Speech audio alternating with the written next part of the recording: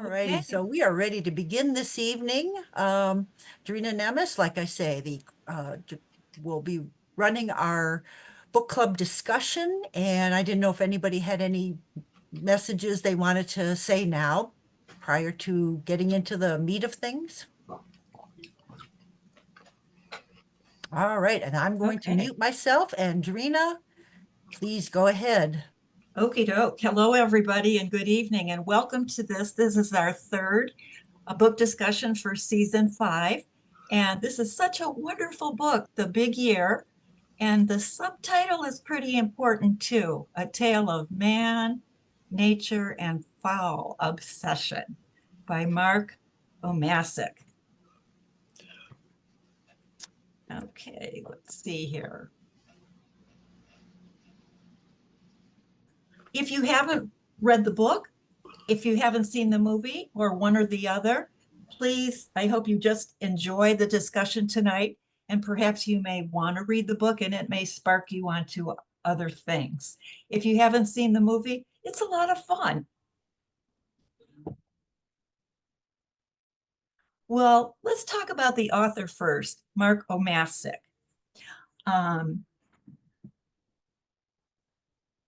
Along with the staff from the Denver Post newspaper, he won the Breaking News Pulitzer Prize in 2000 for the Columbine Massacre. That occurred 26 years ago in 1999. His most recent book, shown here, The Storm on Our Shores, is briefly introduced to us in The Big Year, and it's the story of the first time since the War of 1812 that there was a battle, a war on American land. And he gives us an overview of the story in Cradle in the Storm, that chapter, and we hear and learn how an awful tragedy that it was, partly due to the climate and the weather there, and partly due to that the Japanese soldiers were abandoned, and it ended up in a massacre on both sides, actually. I wrote to Mr. Obmascik, and he sent me a very delightful email, and I thought I'd read part of it to you. Hi, Drina. Thanks for reading my book. I asked him the question, I would like to ask you, how do you look upon the big year now, 20 plus years later? I wrote the big year during a tough time for me personally. I was a newspaper reporter at that time and had just come off 6 months of covering the Columbine High School massacre. I was going to switch to covering a nasty U.S. Senate race between two candidates who had faced each other before and didn't like each other. I needed a break from traditional front page news, man at his worst, and was so lucky to have found the birders in the big year. It's really rare in journalism to get a chance to write about people you like. Sandy, Al, and Greg were all like grown-up Tom Sawyers. They still had a sense of fun and enthusiasm that was really fun to be around. I had a blast talking with them and writing about them. They helped pull me out of the Columbine politics dark cloud. Years later, what's really gratifying about the big year is the number of people who have told me they caught the bug to become birders from either the book or the movie. I didn't know much about birds when I started the book, but I learned from the best. Sandy, Al, and Greg converted me into a birder.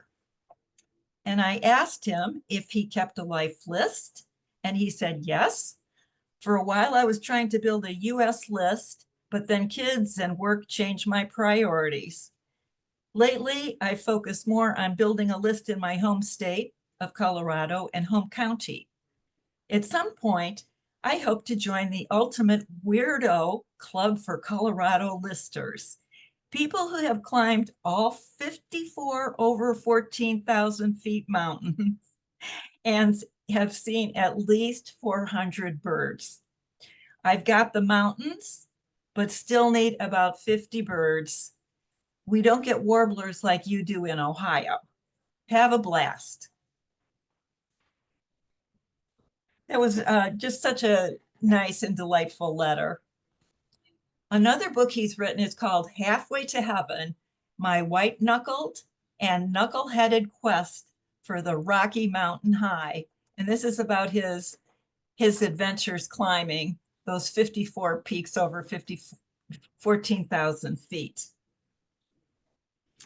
Well, let's meet our cast. There's Sandy Komito. He died last year.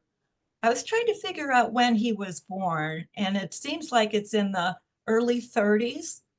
Al Levantin and Greg Miller. Now, Al and Sandy, coincidentally, they didn't know each other, but they went to the same high school in New York City. Greg Miller is actually from Ohio.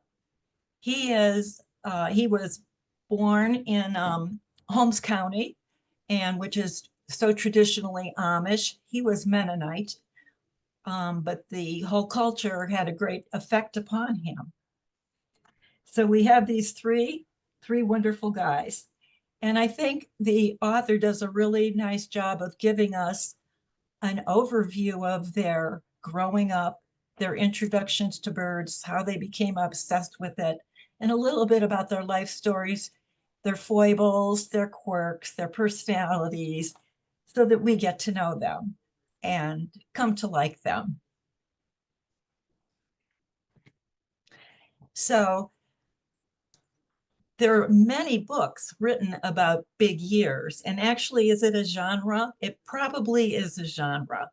And I have some listed here that seem to be kind of significant and important, particularly for this book. But first is Wild America by Roger Tory Peterson and James Fisher. And then we have Sandy Komito wrote about his first big year, Birding Indiana Jones, The Chaser's Diary. Our Ken Kaufman, Kingbird Highway, that's been a staple for many birders. Sandy wrote another book, I Came, I Saw, I Counted. And then we have The Big Year in 2004. Now, a little bit more recently, we've gotten into some international big years, and it's just so fascinating to see this kind of effort, which requires so much planning and time and money. So I wanted to say a little bit about Roger Tory Peterson and Wild America. And this is James McConnell Fisher. I'm sorry I couldn't find a better photo of him. He was like the David Attenborough in Britain in the 40s and 50s. And he and Roger Tory Peterson, it wasn't a big year per se, but they took off across North America, Newfoundland to Alaska, down to Louisiana. And they were just enamored. This is 1953. And I'm pretty sure this is before any turnpikes and interstates. So it must have taken a long time to make their way around. And Roger Tory Peterson is, such a great artist and considered like the father of modern field guides. So at the end of their year, Roger Tory Peterson announced that he had seen 573 birds. And this seemed to have sent out kind of like an announcement, a public announcement to everybody. You could get out and bird too. And it seemed, according to Mark Obmascik, that people really got going and birding became more of a sport. So I wonder what, if those of you who have read the book, and when you read the book about the chapter on strategy, if you had some kind of thoughts about that, if you have shared a similar kind of strategy, or you have your own strategy, just briefly to go over what Mark presented was, well, basically it's a numbers game. You've got about 675 birds that are going to be in the United States and North America. And some are land, some are sea, and some are just on the shores. So you've got to keep that in mind. And then there's this great powerful force called migration, and that needs to be reckoned with in planning. And I like a lot of Mark's sentences, and one I thought was just a lot of fun was about migration. Birds get lost. Some, like a father on a family road trip, refuse to stop for directions. Part of their strategy over a long period of time evolved into something. They reached it by telephone back then in 1998, whereas we have it all electronic now. And then there's money to do a big year. Wow. Money, money, money, money, and time. So those are some of the things that go into strategizing. Sandy had done a big year before. He had set a record, so he had this wealth of experience. And he came to believe that you just have to chase rarities and you have to go to 𝑇ℎ𝑒, Alaska. Al Levantin, he had been an executive for so long and he wanted to be completely independent about this. And he learned from Sandy Komito, you have to do pelagics. You just have to get out on the sea. And he also studied Komito's books. And another big year winner, Vardamam, a business executive who basically hired everybody to do his big year for him. And he set a record by hiring all these experts. Then there's Greg Miller. Wow. His strategy was to work and work and bird and work and bird and work and work and work and work to pay for his adventures. And Ken Kaufman's Kingbird Highway was a significant spark for him to get him going. And then we also learned that he, in his childhood, birding was so important to his family. And I sometimes wonder if maybe, up at McGee Marsh, if we had seen Greg Miller when he was a little boy, because so many Mennonites are such excellent birders. Anybody have strategies to share?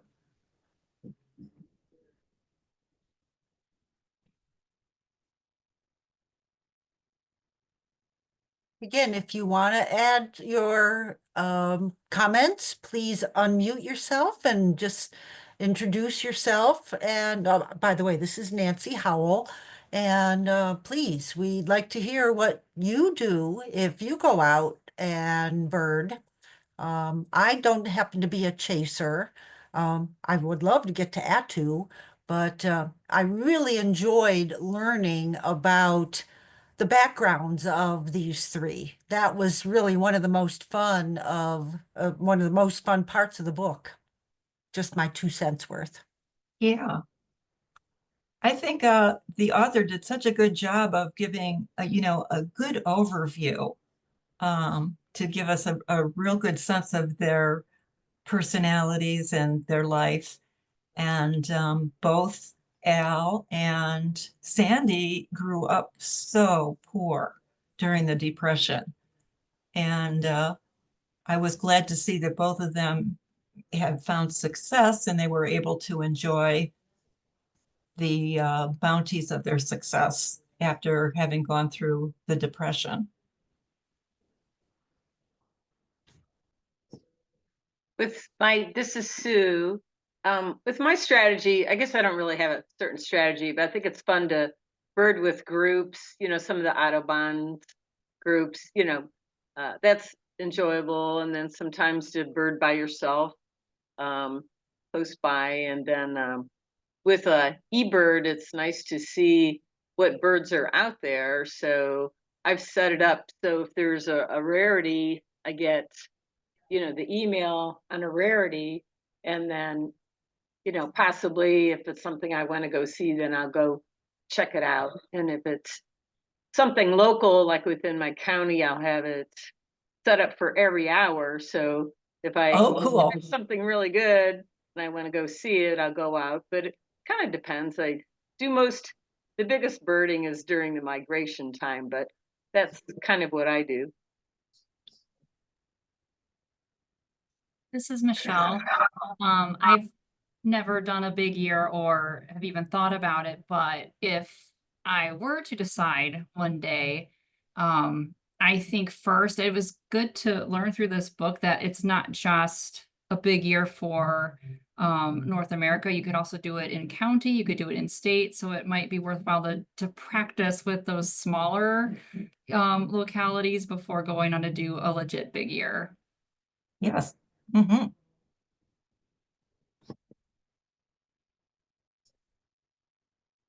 Okay.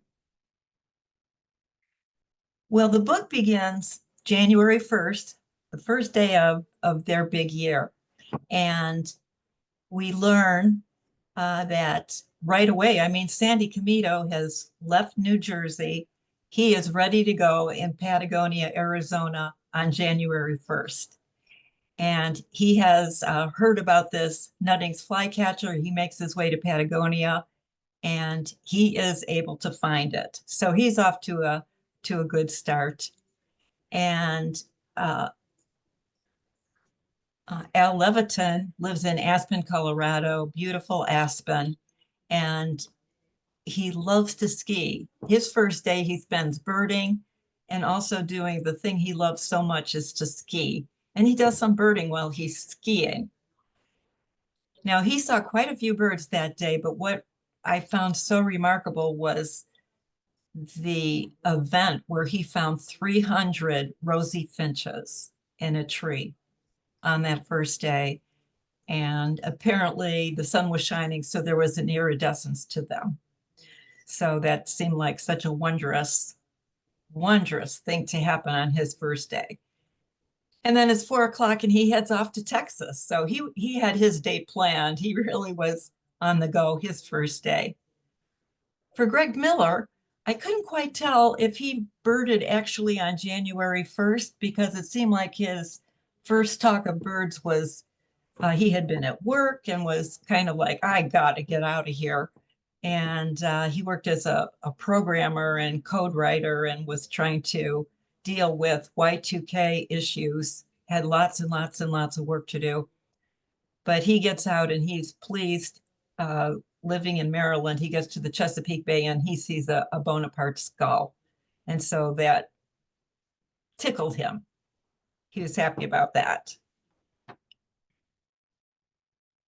One thing I so loved about this book and other books that we've read this year is that so many different birds are mentioned, and now we have the resources to look these birds up and to see them on eBird and see videos of them and learn about them. And just it's great. Well, a little bit about the movie. And how many people have seen the movie? If you want to raise your hand, that's great. Yeah. Well, it's from 2011, and it was a big budget movie, 41 million, and it did not do very well on its first run. I was trying to find out how it has done over the years, but I was not able to find that information. But over here, Jack Black here on the cover, he plays Greg Miller. He has a different name in the movie. And then Owen Wilson plays Sandy Komito. And Steve Martin plays the executive Al Levantin. The director is David Frankel, who did The Devil Wears Prada and Marley and Me. The screenplay was written by Howard Franklin based on the book. The composer, Theodore Shapiro, and then Greg Miller was a birding consultant for the movie. One thing I found out reading a little bit about it, the movie, is that it was filmed in Canada, and Dawson City, which is high up in Yukon territory. They chose that area because it resembled 𝑎𝑡𝑢 a lot. They built a whole barracks and a whole set to serve as the outdoor template for the movie. It only took 3 days to move everything from Vancouver, where they were doing the other filming, to get to Dawson City. 3 days, and then to build the set. But the movie shows it looks like it could be Alaska, and they have the bicycles that everybody had to ride, the hills. It's a treeless area like 𝑎𝑡𝑢, no trees, and some mountainous areas. And then the pelagic scenes were on the west end of this island here, Tofino. And then in Vancouver, about right here is where the indoor set was. And then for the desert, they were in this south central area called Okanagan Valley. So a lot of American actors, mostly American big actors, famous actors. So that's just a little background about the movie. Anything anybody would like to say about the movie right now? How'd you like it? And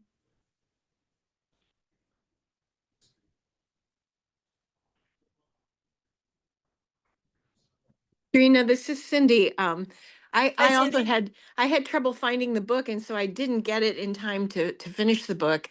So I watched the movie last night with my husband. We both loved it. I mean, what a smashing cast, and yeah, it was really good. So I am gonna go finish the book, but I enjoyed the movie a lot.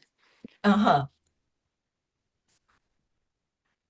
We loved the movie. I think I mentioned before we started, we watch it every year before spring migration, and it was really interesting comparing the movie to the book. And I could see with the movie you have to add some more drama and romance and things like that. So it was kind of interesting comparing to see what was different or the same about the movie. But the actors were well chosen, and yeah, we just every time I watch it, I see something new in it, and you look to see the birds that they got, and you're like, ooh, I've seen that bird or something. So that's kind of fun.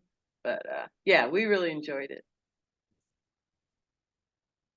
I think so much of the scenery and the sets look so realistic, and caught the essence of what it's like it to be birding. To some extent, I found like the Owen Wilson, Sandy Komito character to be a little bit too, running and running and running and so forth. But yeah.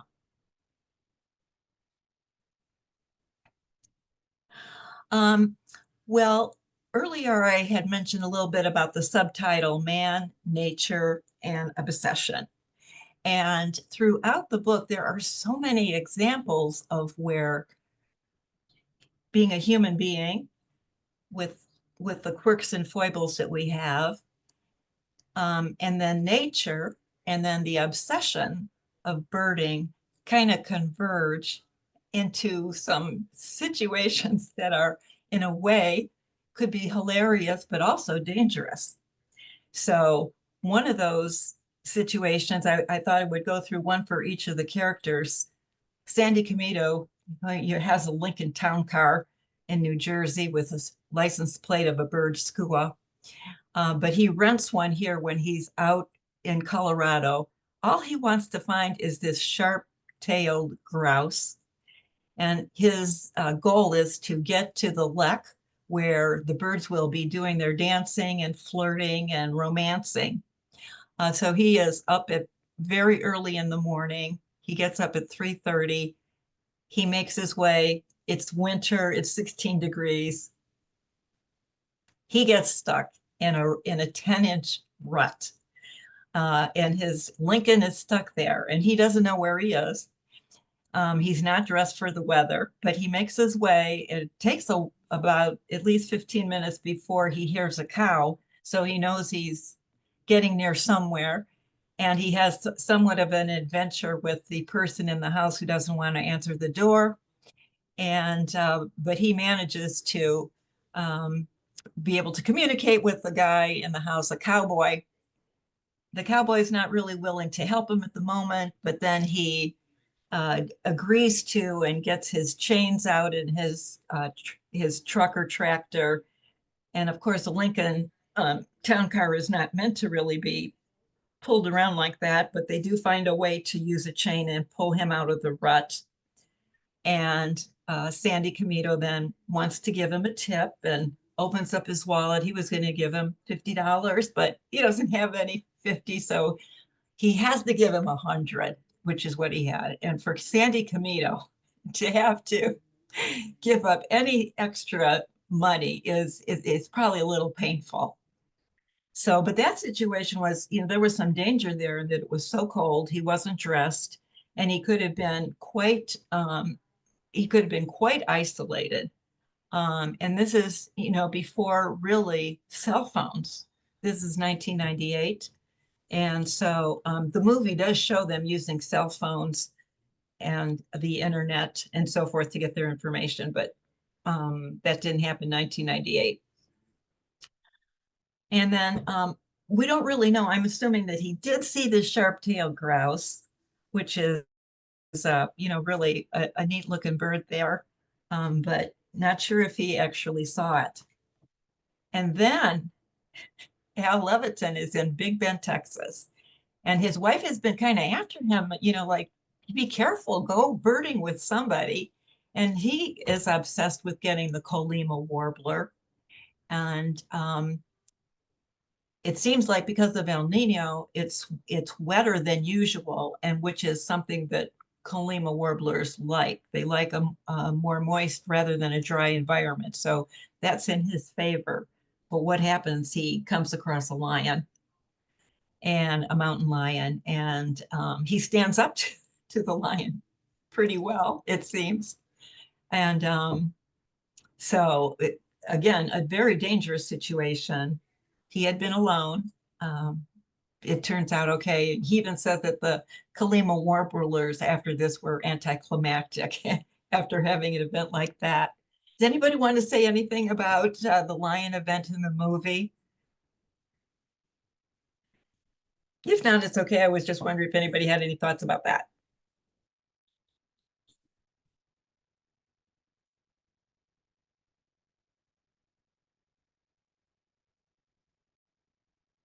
Okay. And then Greg Miller trying to see a flamingo. That is his obsession, is just to see pink. Actually, he just wants to see pink.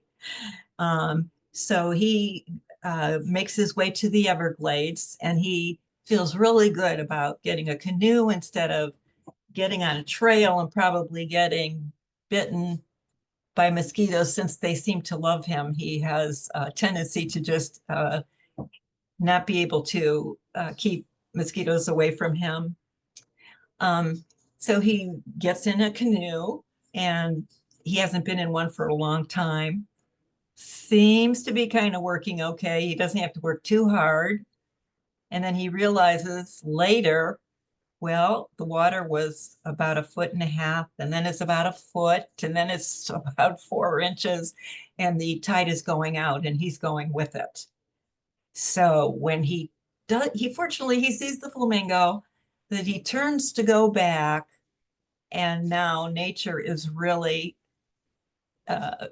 making a play on him. First, it's the wind. The wind is against him, and it's a strong wind. Then there's no water to paddle, so he's stuck in the mud. The bay is now an expansive mud flat. Because he can't paddle, he gets out of the canoe, and he is thigh deep in skanky, oozing, slimy trouble, the way Mark Obmascik describes it. And this I thought was a really kind of funny line. He speared his paddle into the muck and turned the boat into an aluminum inchworm. I burst out laughing when I red that aluminum inchworm. So he comes back and he's late. He's late getting back, but he's not too late. And as soon as the clerk sees him covered in mud, he doesn't charge him extra. And then he proceeds to hose himself off completely. He's thinking like he looks like a creature from the Black Lagoon. Then he rushes to the airport and makes his way back to Maryland. Again, a kind of a could have been a dangerous situation, and certainly a man against nature. And all three guys had so many experiences of that.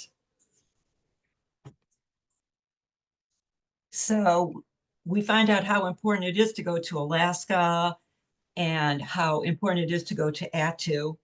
And on this map, you can see 𝑎𝑡𝑢 is marked here at the end of the Aleutian Islands. Over here is the other island that Sandy went to. And I don't think the other guys went to St. Lawrence, only Sandy did. But all of them got to 𝑎𝑡𝑢. And Greg Miller was on the same plane as Sandy Komito. And they were there for 2 weeks. And then Sandy Komito stays another 2 weeks. And meanwhile, Al comes, and Al's then there overlapping with Sandy, and he's there another 2 weeks later. So Al's there 4 weeks. Unfortunately for Al, this fantastic, wonderful storm, partly related to El Nino, makes its way and brings so many different Asian rarities and large number of birds to 𝑎𝑡𝑢. And so it's just a wonderful experience for all of them to have these rarities. And but by the time Al gets there, it's kind of over, and he doesn't get the same experience that they do. I felt bad about that he didn't get as many good birds as they did. But we certainly see, does anybody want to comment about how tough it seems to be to, live there and make your way around the island and transportation? Oh, this is Nancy Howell. I was amazed at the weather conditions. Of course, it's, way out there in the ocean, but I noticed the number of the birders got sick. Greg Miller, he was sick for a long time with I don't know, some kind of stuffy flu. I don't know. It was amazing that he was able to continue birding and working too. Yeah. And then Al, of course, suffered from seasickness Oh, yes. a lot. I Yes. felt bad for him. I love a nice rough boat ride, but I know there's a lot of people that just can't handle that. I don't know. I can't remember if Sandy had any maladies. Yeah. Yeah, it doesn't strike me, but the other two, man, they had some real problems. Sandy had some trouble sleeping, and he brought along his pillow, and he had a really rough time in the dry Tortugas. He didn't sleep one night, 2 hours another night, and he was miserable with that. I don't know, the book ends with, we learned that the tour guide, Larry Balch, who arranged for all these 𝑎𝑡𝑢 trips, it was closed down. And that was, I think it closed in 2000. So I wonder what's available now in 𝑎𝑡𝑢 for people to go. If there's something there, I just don't know. So I hope people who want to get to 𝑎𝑡𝑢 get a chance to get there. And these were just a few of the many birds that were mentioned and were very interesting and just so neat to look at. There's, of course, a story with a Terek sandpiper with when everybody's at 𝑇ℎ𝑒 at the same time, and the 𝑇ℎ𝑒 sandpiper is spotted, but they want to go find another bird. And so Sandy Komito is left without getting a chance to find this 𝑇ℎ𝑒 sandpiper. And then he makes another trip to Anchorage, Alaska, a whole trip just to find the 𝑇ℎ𝑒 sandpiper, and it's not that easy, but he does find it eventually. So that was a new bird for him. In the movie, this bird, the rustic bunting, they make kind of a slapstick about, oh, the rustic bunting's on this part of the island. No, he's over on this part of the island. So people are going back and forth on their bicycles, and they kind of take it to the extreme of how many times you're going to look for a rustic bunting. And in the book, I think Greg Miller does go back and forth to a couple places trying to find it. Also, the book really gets into like how hard it was for Greg to manage on 𝑇ℎ𝑒 Island, because he's heavy and he's riding a bike, and it's hard for him to do that, and very, very strenuous. They ride miles and miles. Well, the last day of the year, it ends. And this slide just shows what we learn as the last bird that each of them saw before they ended the year. And Al Levantin had gone to North Carolina for another pelagic trip, and he was able to find the black-tailed gull. Greg Miller had been in Colorado with Al Levantin in mid-December, and his last bird that he saw was a brown-capped rosy finch. And then Sandy Komito, you know, with all the energy he has, December 29th, he's in Florida, and he sees a white-cheeked pintail, which is usually in the Caribbean. So he was lucky to see that vagrant. So it was fun to look at these birds and learn more than what I get to see here in Cleveland. Well, what were the results? Al came in third, 711, Greg 715, and Sandy 745. And look at how many miles were flown by these guys. I have a question mark by 270,000 for Sandy, because I wasn't exactly sure if I remember that correctly. But Greg also kept track of the miles that he drove. And as we know, he sometimes sped and sped and sped around. And then the cost, quite expensive. And this is, 1998. So quite expensive, it seems. But Greg did pretty well on 31,000. And in a way, I feel like, gee, he was working full time. He spent the least amount of money. And in a way, he is kind of the budget winner. And then Sandy had all kinds of resources, which he used. And he was the winner. Well, what about now? What's been happening? Well, the record is from 2016. And again, this is North America. So it includes the United States and Canada, Alaska. It does not include Hawaii. So it's North America. And John Weigel is the winner. From 2016 is his record.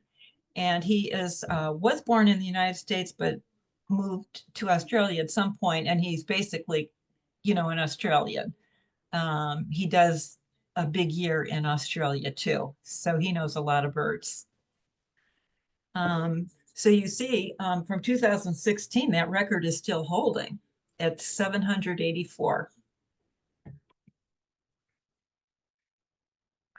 A couple other places that in the book that were, just great birding spots. High Island, Texas. Has anybody been there? I have not. I've been to different parts of Texas and to along the coast, but not there. But there's the funny story about the yellow rail in that chapter, where Sandy Komito is, he's been burned a little bit at High Island. He thought he saw a whippoorwill, and he was not right. So the guy who corrected him told him about the yellow rail, which is very, very, very hard to find. So Sandy was able to go to another place and kind of get redeemed with getting a yellow rail. And this is a chapter that the author talks about migration and how significant it is.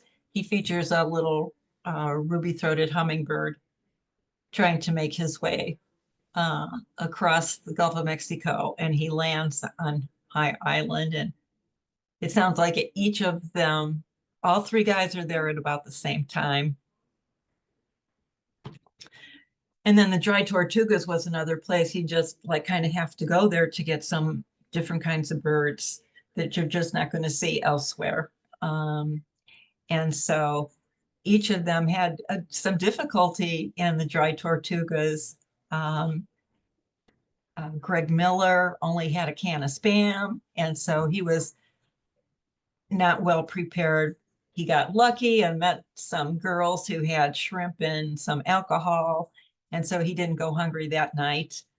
Sandy Komito had trouble with sleeping, and Al had trouble with just throwing up on the boat rides.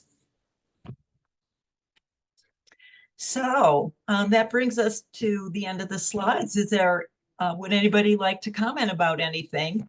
I just want to make one more comment. I kind of, one of the, wonderful chapters, and also the movie is good about the looking for the Himalayan snowcock and the helicopters and the helicopter ride, which sounds like it was rather a difficult ride for the guys, but I did not include that, but it was certainly a wonderful part of the movie and the book. Well, this is Nancy Howell. I enjoyed, again, some of their really hair-raising, crazy adventures. The helicopters, of course, 𝑇ℎ𝑒 Island. I'm at the place where you were just talking, Drina, about Greg Miller having only a can of Spam, but then here, I'm just going to read it. As he peeled back the lid on his Spam can, Miller must have looked lonely or pathetic or both, because suddenly, out of the blue, two women in swimsuits called to him. Miller pinched himself. Maybe this really was a Bud Light commercial. Apparently, the women were snorkeling, and the guys that they were snorkeling with had caught shrimp, and so they invited him over. And I'm so happy that Greg Miller, on a budget, did so well with the birding. I was really pleased with that. Again, yeah, it just made me happy. Now, he wasn't, super rich like Sandy, and he could just run all over. Yes. So yeah, it made me happy. Yeah. I wanted to comment on, you had mentioned the yellow rail incident in Texas, and that was a part of I don't remember if it was a part of the movie. It's been a couple of years since I've seen the movie. But that was a part in the book that kind of surprised me, that because the way that they saw it was they flushed it, and they surrounded the bird, and they kind of drove it up and away. And like nowadays, that seems like an unethical birding practice. And so that was kind of surprising just to read about it without any of that controversy being mentioned.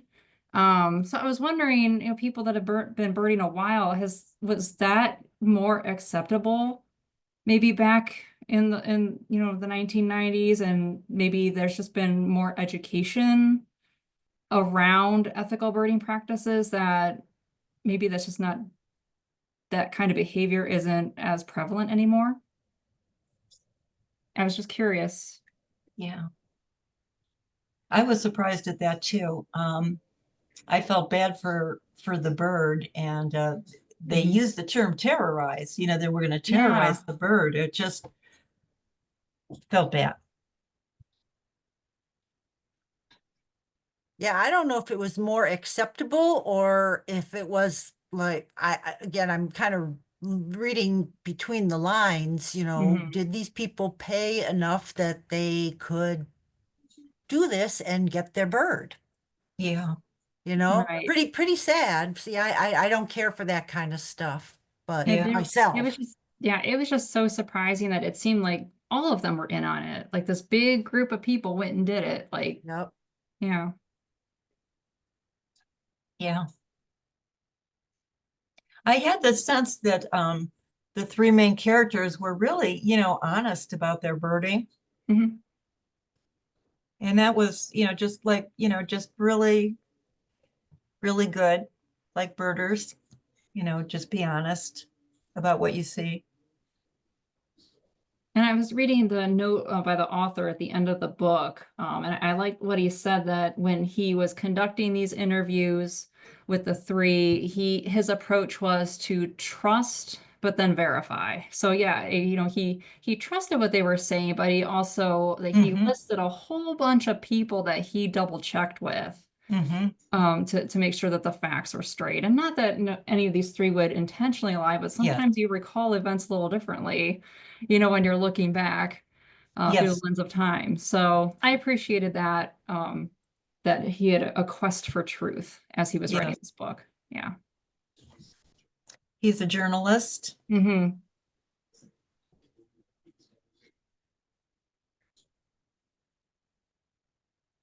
They certainly took liberties in the movie with Greg Miller's family, the family situation. They had his mother as a travel agent. Oh, yeah. That's right. I was sad that Greg Miller didn't actually end up dating that woman. That was sad to find out in the book that it didn't go anywhere. She just wanted to be friends. I was Yes. quite sad for him. Yes. Yeah. And Yeah. glad that Komito didn't get divorced because wasn't there a divorce in the movie that never happened in the book or We some? don't hear much at Yeah. all about. Yeah. Yeah. That was I found that to be that story of Owen Wilson and his wife to be, kind of off-putting in a way because Mhm. the book's so good. Yeah. Thank you, because I thought, and again, this is Nancy, in the movie, couldn't remember which birder, continued birding, what they were trying to get pregnant and Yeah. Mhm. go to a fertility clinic, is that Yeah. right? Yeah, Yes. Mhm.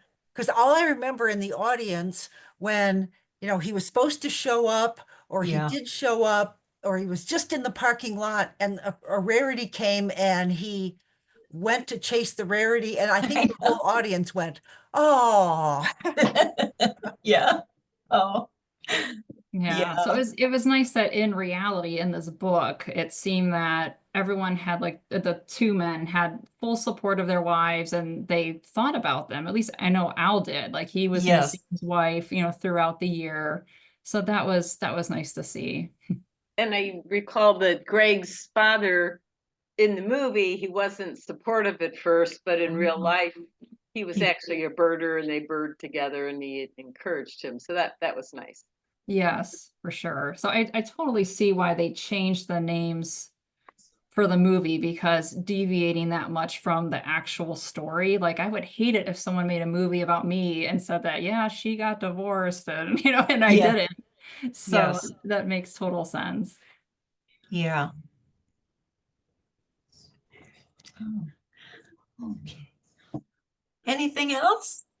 Anybody would like to share about the book or the movie? I just really enjoyed it. I really enjoyed reading this book. I thought it was fun. It kept my attention. There was suspense, the helicopter scene, the Oh, mountain lions scene. Yeah, this was a fun read. Thank you for selecting it. yeah. Well, this is the last of season 5, and but we do have another big year event coming up next week. We are having Tiffany Kirsten at our meeting next Thursday rather than Tuesdays. We usually have a Tuesday meeting, but it's going to be Thursday. And I'm sorry, it's not next week, is it? Is it the week after? I think it's next week. Is it next week on Thursday? Yes. Okay. And Yeah. it's going to be at the Brook Park Library on Engle Road. And Tiffany has done a lower 48 big year, and she set a record. I think in 2021, I have it there. 726 birds. So she could do every state except Alaska and Hawaii.